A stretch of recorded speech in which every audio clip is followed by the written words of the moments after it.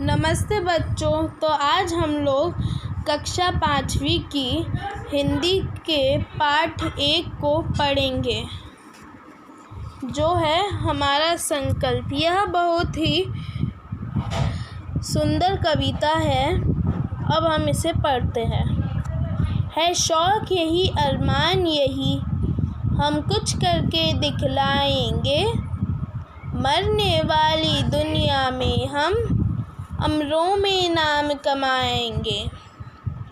जो लोग गरीब भिखारी हैं, जिन पर न किसी की छाया है, हम उनको गले लगाएंगे, हम उनको सुखी बनाएंगे।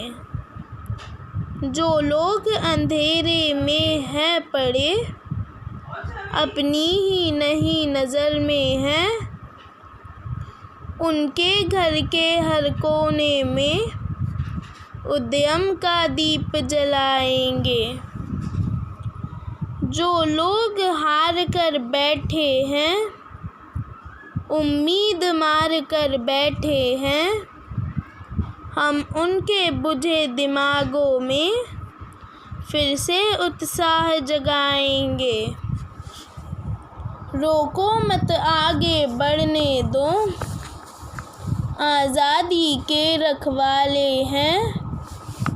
हम मातृभूमि की सेवा में अपना सर्वस्व लुटाएंगे। हम उन वीरों के बच्चे हैं, जो अपनी धुन के पक्के थे। हम उनका मान बढ़ाएंगे, सच्चे सपूत कहलाएंगे। तो यह थी बहुत सुंदर कविता, हमारा संकल्प। तो अब हम इसके कठिन शब्द देख लेते हैं। कठिन शब्द है शौक, कमाएंगे, अंधेरे, उद्यम, मातृभूमि, सर्वस्व, सच्चे और पक्के। अब हम इसके शब्दार्थ देख लेते हैं। पहला शब्दार्थ है अरमान। अरमान मतलब इच्छा। किसी भी चीज़ की इच्छा रखने को अरमान कहते हैं।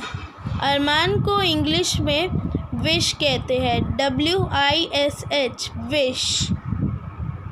गले लगाना। गले लगाना यानी प्यार करना या फिर सहारा देना। प्यार करना, सहारा देना या फिर गले लगाने को इंग्लिश में एम्ब्रेस कहते हैं। दीप को दीपक और दिया भी कहते हैं और इंग्लिश में लैंप कहते हैं, LAMP, लैंप। उत्साह को जोश कहते हैं, हिम्मत भी कह सकते हैं, और उसको इंग्लिश में ज़ील कहते हैं, ZEAL, ज़ील। सर्वस्व का मतलब है सब कुछ, जिसको इंग्लिश में एवरीथिंग कहते हैं, EVERYTHINK, एवरीथिंग। अमर का मतलब है जो कभी ना मरे, उसको हम लोग इंग्लिश में इमॉर्टल भी कह सकते हैं, IMMORTAL।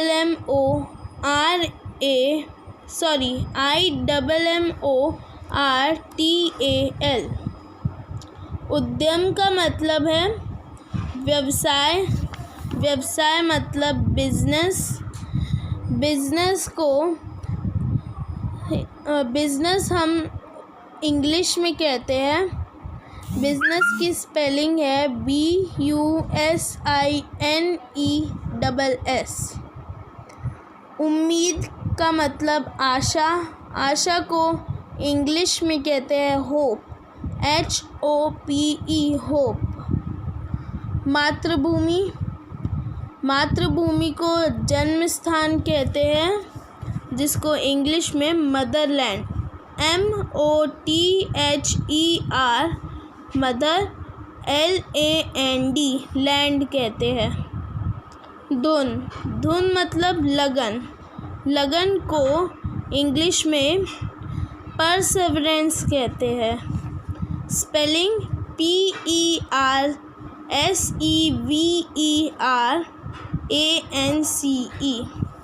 तो बच्चों, हमने इस वीडियो में सुंदर सी कविता हमारा संकल्प पढ़ा और शब्दार्थ और उसके कठिन शब्द पढ़े। अब हम लोग अगली वीडियो में इसके प्रश्न उत्तर देखेंगे।